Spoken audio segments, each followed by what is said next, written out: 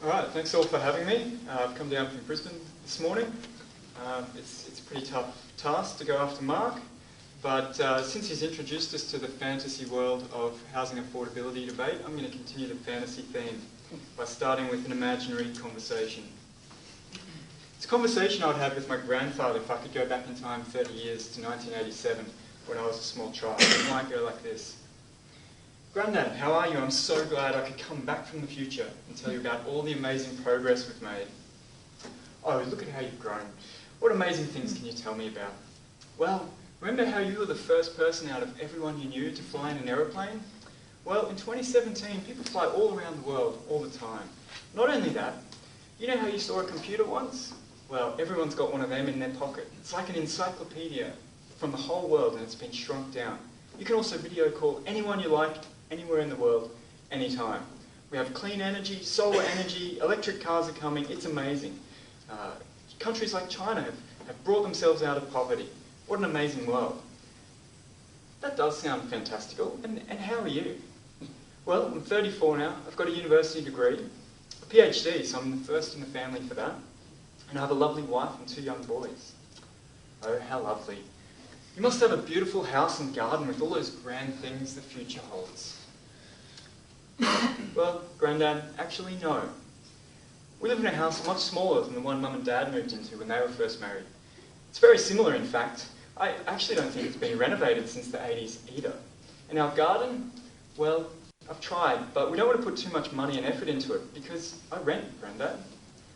And although I have a university degree, and so does my wife, in fact, we can't buy a house. They cost $1 million in Sydney. Even in Brisbane, $500,000 won't get you far. Less if you go out of town, but it's hard to find work outside of the city. And we have no chance of saving over $100,000 for a deposit when our rent takes up 40% of our income. What's worse, the price of the average house in Australian capitals went up 11% last year.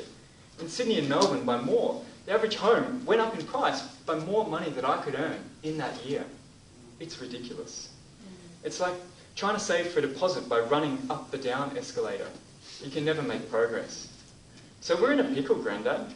I can't have a nice garden because if we do spend the money and time to spruce it up, the real estate agent will see it and realise they can rent the house for more and then ask us to pay for it by putting the rent up at the end of our lease.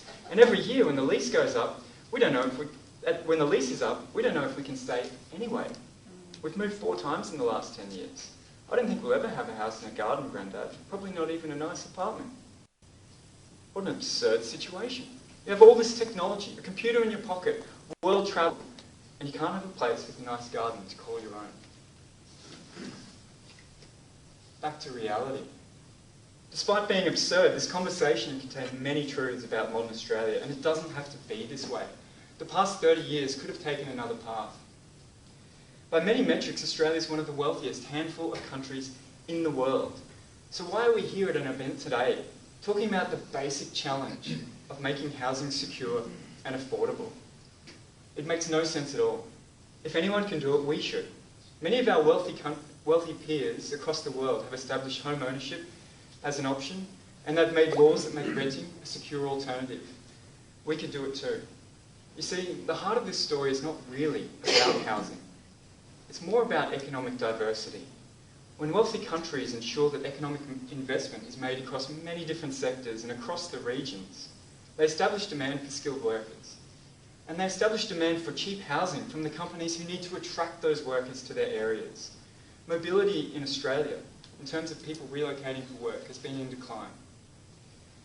So, skyrocketing house prices, insecure rental laws are merely a symptom of this much broader economic problem we must confront. Would we be in a different 2017 today, I would have talked instead to my grandfather about Australia cementing its place as a global manufacturer of solar and wind energy, one of our natural advantages. We could be talking about our world-class satellite industry and growing remote sensing industry that has revolutionised agriculture and that we're exporting to the world. I could have regaled my grandfather with those wonders instead. The reality is that Australia has dropped in the world rankings of economic productivity and diversity. Harvard University researchers called Australia a laggard of the Asian region, alongside Mongolia and Papua New Guinea. We've dropped in their rankings, from 32 in 1994 to 54 in 2008, and are falling. All we export now is dirt. Almost 70% is coal, iron ore, gold, and a handful of other minerals. Canada still beats us on the diversity scale, ranked 29, but they've declined from 19 20 years ago. And they have similar affordability problems to us with their housing. If I could build on what Mark said before, Australia is the world leader in their immigration intake. And something I worked out last weekend, if we simply dropped to second place to match Canada, we'd have 1.3 million fewer people in Australia right now if we just become second place with our immigration program over the last 10 years than first place. That's 3 Canberras in 10 years. So we can see the narrowing of our economic base in the pattern of bank lending. Fundamentally, the pattern of new lending determines the patterns of real investment in the economy. It determines whether we invest in new manufacturing and production capabilities, or whether we just invest in housing. That's why the fast-growing Asian countries have state-owned banks to direct investment to expanding their productive capacity. Now let's look at Australia. In the early 1990s, over half of Australian bank lending was for business investment. Only 4% was for investor housing, and 25% for owner-occupier housing. Now, it's down to 30% for business, from half to 30%. Investor housing has jumped from 4% to 20%. And owner-occupier lending too has leaped from 25 to 40%, as everyone struggles to leverage as much as they can just to get into the market. But what's even worse is that 95% of that massive increase in investor housing lending is for established homes. It's up from 50% in the 80s. So only 5% actually gets directed to improving the stock of homes we have in our country. So what we're doing is directing our powerful monetary system, our bank lending, these great public services we have, away from new investment towards simply trading homes with each other and increasing their price. So why is this?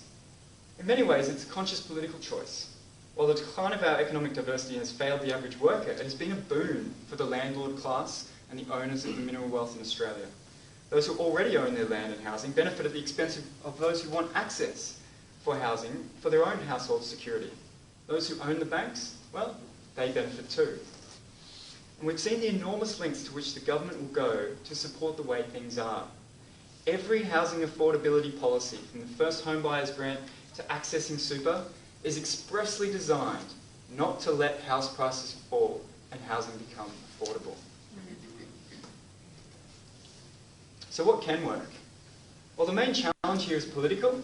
One thing we can do is have a short list of effective policies proposed, analysed, scrutinised, ready to be adopted when the political timing is right. So let's start by debunking a bit of a furphy.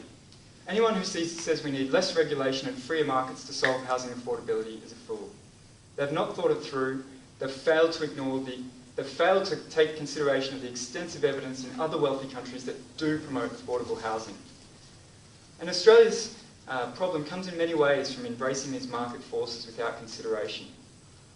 Some of it stems from the lobbying pressure to sell the assets of the nation on the cheap to private interests, to privatise our wealth, and then give these private monopolies all this political power to lobby, to increase immigration, to get the public to then support their monopoly, rather than using what we had, the various public institutions, to actually expand investment and lay the platform for the private sector to innovate.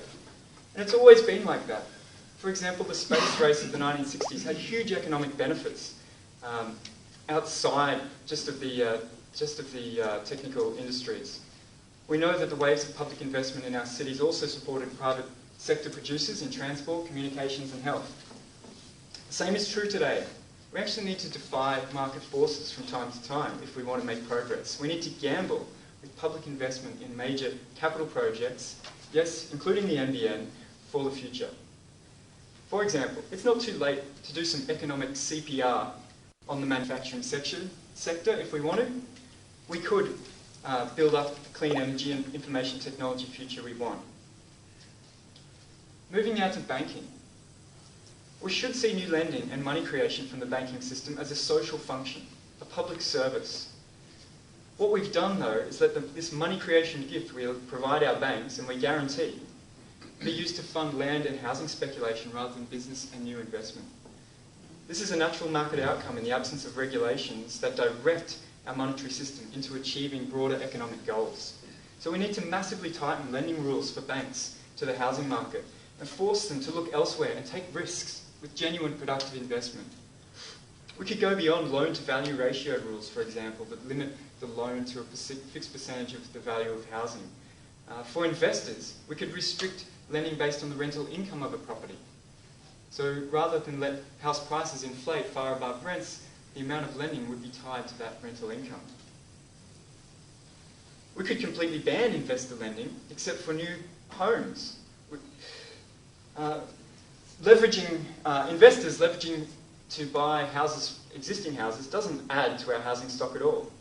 While this might seem an extreme proposition, we're a wealthy nation struggling with providing housing affordability, and that seems like an extreme problem to me. We should also be taxing unproductive activities and untaxing the productive ones.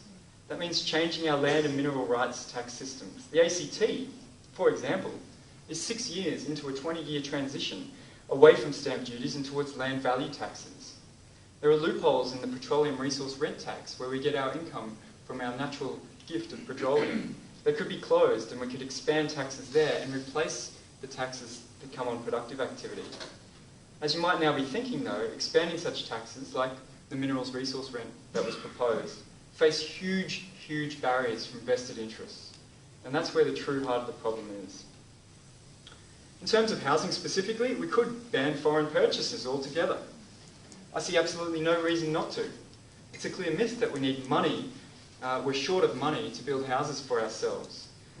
Investors borrowed $120 billion last year from Australian banks. 95% of that was just to buy existing houses off each other. If that was instead directed to new housing, we could have built far more than 300,000 new homes, which is, far more than one per person of new people. On the same note, the 50% capital gains tax discount merely serves to increase the payoff from speculation rather than investment. It was a mistake, we can admit it, and we can scrap it and move on. I also want to talk about renting, which a lot of people don't talk about in housing affordability. I don't really care if you own your house or not, I just want you to be secure and comfortable. So we have to think about renting. It needs to be a valid alternative. And to that end, my general view is that we need to shift the balance of bargaining power away from landlords towards tenants. And there's a number of ways to do this. We don't have to reinvent the wheel, we just look at countries that have had successful rental laws for many years. We can remove the no-fault termination of leases to give tenants ongoing rights to stay where they are and feel secure. And we can put limits on the rental increases each year based on local conditions or inflation. This is not crazy stuff. France, Germany, Denmark, the Netherlands. You name a wealthy country that's tackled housing affordability, and this is the rules they have. Vacant homes. We know there are a lot of homes kept vacant in order to time the market for asset speculation. The last thing you want to do when you sell your house is to have a tenant there with a lease. What you want to do is, if you're timing the market, make sure you keep that option open. All of that simply removes the security that tenants get in the housing market. We can also think about social housing more broadly. Australia's investment in social housing has dropped dramatically in the last 20 years. And what we want to do is provide publicly funded, or we can make it a condition of private development approvals, a stock of housing that we allocate not by letting people outbid each other on rent, but by some other system based on need, based on merit, or some sort of lottery. There's no reason that everybody has to outcompete each other in these market conditions when what we're actually after is secure housing. Before I finish, I should comment briefly on supply because it has been mentioned. Many people see this as the answer, despite the fact that, as Mark said, Australia has had a historic housing boom, housing construction boom. In fact, we have more housing per person than any time in history, right now. And yet, housing affordability is still a debate, and we're still here having this discussion. What we should note, though, is that even though we've had the world record housing supply boom, rental prices are only moving downwards 1–2% in some cities, but not all. The effect on supply is actually rather minimal when it comes down to it. Rezoning is another myth about the supply side. No one who's ever lobbied for rezoning has ever actually lobbied to force the landowner who benefits to build any housing, which is ridiculous when you think about it. It makes no sense if the landowner has refused to supply housing for decades to now go, oh, you're allowed to build a little bit more housing. Can you please build it now? Oh, no, thank you. If you really wanted housing built, you would make it a condition of rezoning to supply housing in a prompt manner. The problem with rezoning is it's a pure gift to the landowner, and what we end up with is the property development industry who's lobbying governments for gifts under the myth that it's what's going to increase supply and solve housing affordability. Now, I have a solution to that, which should contain a lot of that lobbying. The solution is what the ACT has done for over 50 years. They charge the landowner for the extra value gains from rezoning. And if there are no value gains to have, you won't hold out and ask for them. We can actually follow the planning rules we have and not play this huge game of giving gifts to landowners based on a myth that rezoning them is going to solve housing affordability. In Sao Paulo, Brazil, another example, they auction rezoning rights every month, and they've raised $10 billion in 10 years from that. I'll wrap up now. I'd love to have gone back in time and had a different conversation with my granddad from an alternative 2017.